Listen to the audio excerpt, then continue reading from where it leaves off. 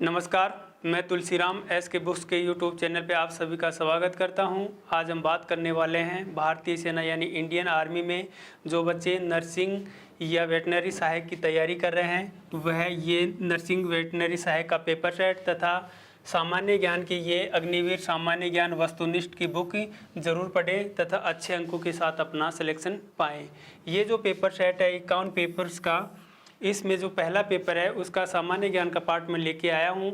एक पेपर में 50 क्वेश्चंस पूछे जाते हैं तथा समय 1 घंटे का होता है।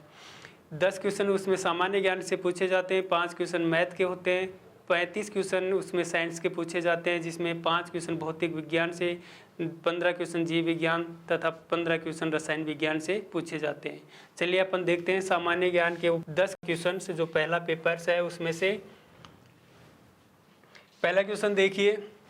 सैनिक विद्रोह के समय भारत के गवर्नर जनरल कौन थे?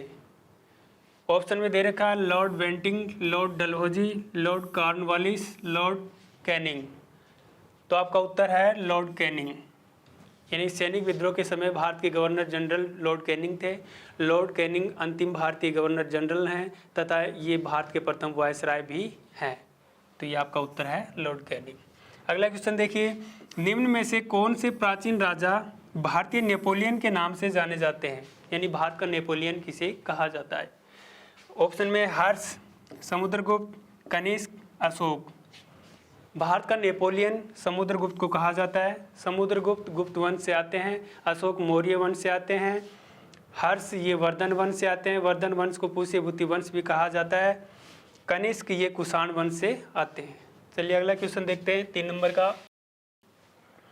आसियान संगठन में कितने सदस्य देश शामिल हैं? 20, 10, 15, 19।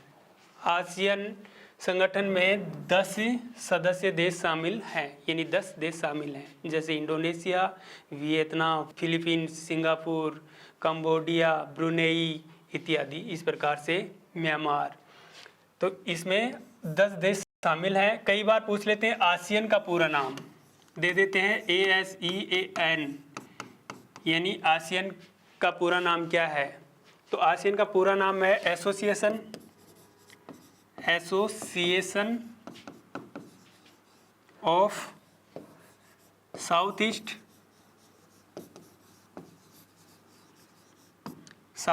एशियन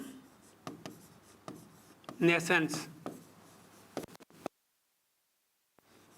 ये इसका पूरा नाम है। इसको हिंदी में कह सकते हैं दक्षिण पूर्व एशियाई देशों का संगठन। चलिए अगला क्वेश्चन देखते हैं 4 नंबर का। कान्हा राष्ट्रीय पार्क किस राज्य में स्थित है? ऑप्शन में है आपके उत्तर प्रदेश, असम, मध्य प्रदेश, हिमाचल प्रदेश। कान्हा राष्ट्रीय पार्क मध्य प्रदेश में स्थित है तथा ये आपका उत्तर हो गया मध्य प्रदेश। अगला क्वेश्चन देखिए। शिवाजी के उत्तराधिकारी कौन थे? ऑप्शन में तानाजी, संभाजी, बाजीराव, साहू जी। शिवाजी के उत्तराधिकारी संभाजी थे। संभाजी शिवाजी के ज्येष्ठ पुत्र थे। तानाजी ये शिवाजी के सेनापति तथा शिवाजी के करीबी मित्र भी हैं। साहू जी भी ये मराठा साम्राज्य के शासक बने थे जो राजाराम के भी बाद शासक बने थे। बाजीराव ये मराठा साम्राज्य में पेशवा थे।